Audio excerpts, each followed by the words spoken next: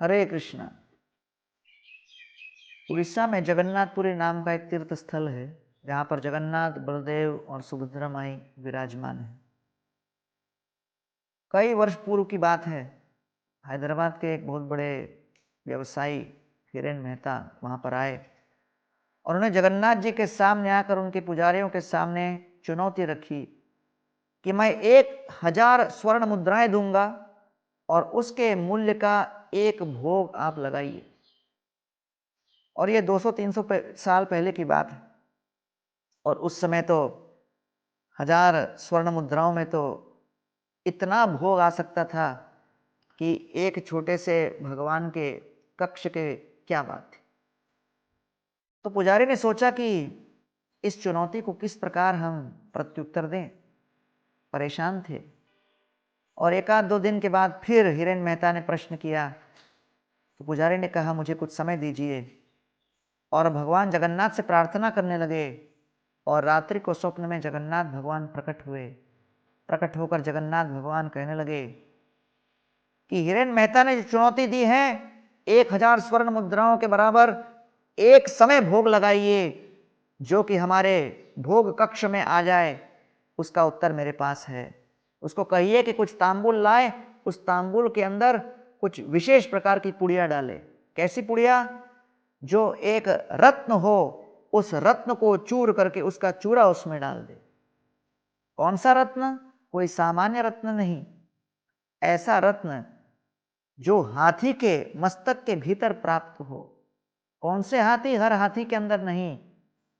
हाथी सामान्यतः कामुक प्राणी है, लेकिन अगर किसी भाग्य से या किसी कारणवश उस हाथी ने अगर ब्रह्मचर्य व्रत का पालन किया तो उसके मस्तक के अंदर ऐसी मणि उत्पन्न होती है। ऐसे मणि रत्न को लेकर उसका चूर्ण बनाकर तांबुल में डालकर मुझे समर्पित करो। तो पुजारी बड़े प्रसन्न हो गए। अगले दिन जैसे वो आए, हिरेन मेहता कहने लगे हमारे पास जगन्नाथ जी का उत्तर है।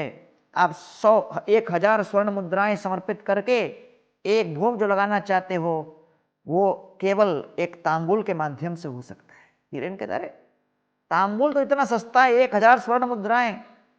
अरे सुनिए तो सही, 1000 स्वर्ण मुद्राओं के बराबर जो रत्न है उस रत्न का चूर्ण डालकर आप समर्पित करो। हिरण कहता अरे रत्न भी तो मेरे पास कई हैं, 1000 स्वर्ण मुद्राओं के बराबर का रत्न कहां से आया? तो तब पुजारी कहते हैं कोई सामान्य रत्न नहीं, जो हाथी के मस्तक के अंदर प्राप्त हो। वो हाथी जो इस प्रकार ब्रह्मचर्य व्रत का पालन करे, उस हाथी के मस्तक के अंदर का इस रत्न को लेकर उसका चूर्ण बनाकर आप तांबुल के साथ समर्पित कीजिए। जगन्नाथ भगवान इसको स्वीकार करेंगे। इसको सुनकर हिरेन भाई समझ गए कि हमने बहुत बड़ी गलती की। हमने जगन्नाथ भगवान को चुनौती दी। वो तुरंत जगन्नाथ जी के सामने समर्पित हो गए और कहने लगे कि प्रभु आपके प्रति प्रेम करना बड़ा सरल है, लेकिन मैं अपने जटिल कुमति से आपको ही तिरस्कृत करने का प्रयास कर रहा था, आपको पराजित करने का प्रयास कर रहा था। मुझसे बड़ी भूल हो गई। गीता में भगवान कहते हैं पत्रम पुष्पम फलम तोयम यो में भक्त्या प्रयच्छति तदहम भक्ति उपहृतम अश्नामि प्रयतात्मना। हम सभी के जीवन में पत्र, पुष्प, फल, जल इत्यादि बहुत सुलभता से प्राप्त है।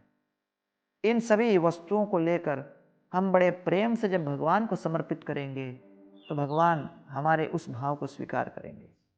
इसलिए हो सकता है हमारे जीवन में कई कठिन जटिल परिस्थितियां आए, लेकिन भगवान के चरणों में अपने हृदय के प्रेम को व्यक्त करना बड़ा ही सरल है। इसलिए अपने जीवन में बड़ी सरलता से भगवान के प्रति प्रेम को व्यक्त कीजिए और जीवन को सफल बनाइए। बहुत बहुत धन्यवाद। हरे कृष्ण।